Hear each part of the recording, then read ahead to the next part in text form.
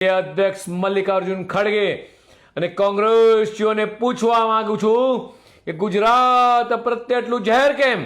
વારંવાર ગુજરાતીઓને જ કેમ ટાર્ગેટ બનાવવામાં આવે છે? ગુજરાત અને ગુજરાતીઓને તેમની આટલી બધી ઈર્ષા શેના માટે છે?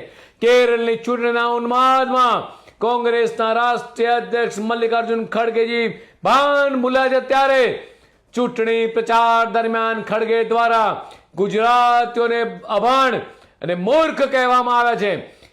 પીએમ નરેન્દ્ર મોદીજી અને કેન્દ્રીય ગૃહ મંત્રી અમિત શાહ જેવા ગુજરાતી નેતાઓ સામે સીધી રાજકીય લડત ન આપી શકનારા હવે ગુજરાતીઓનું અપમાન કરી રહ્યા છે. માત્ર ગુજરાત નહીં, દેશ વિદેશમાં રહેતા તમામ ગુજરાતીઓનું વારંવાર અપમાન એ ગુજરાતી ક્યારેય સહન નહીં કરે. આ નિવેદનથી કોંગ્રેસની ગુજરાતની વિરોધી માનસિકતા ફરી બહાર આવી છે. અગાઉ પણ ટીએમસીના સાંસદ દ્વારા ગુજરાતીઓને સ્વતંત્ર સેનાનીઓ અંગે અપમાનજનક નિવેદન કરાયું છે. પ્રશ્ન ઉઠી રહ્યો છે કે રાષ્ટ્ર નિર્માણમાં ગુજરાતીઓના વિશાળ યોગદાનને શું ખડગે ભૂલી ગયા છે કે પછી ગુજરાતના વિકાસને અહીંની એકતા સામે ગભરાયેલા છે?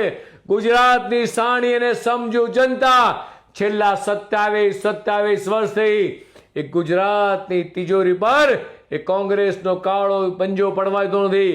દેશની 140 કરોડ જનતાએ દેશની તિજોરી પર ત્રણ વખત એ કોંગ્રેસનો કાળો પંજો પડવાતો નથી. ત્યારે દેશને આઝાદી આપવામાં જેમનું અમૂલ્ય યોગદાન છે એવા આપણા રાષ્ટ્રપિતા મહાત્મા ગાંધીનું અપમાન છે, જેમણે સ્વતંત્ર આંદોલનમાં પોતાનું સમગ્ર જીવન ખપાવી દીધું.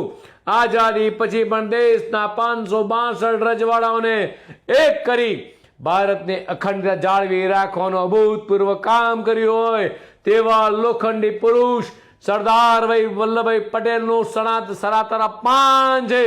વિશ્વભરમાં રહેતા તમામ ગુજરાતીઓનું અપમાન છે. મલ્લિકાર્જુન ખડગેને તેમના તમામ કોંગ્રેસીઓને સોનિયા ગાંધીજીને રાહુલ ગાંધીજીને પૂછવા માંગુ છું કે આવો ગુજરાતમાં પછી ખબર પડશે.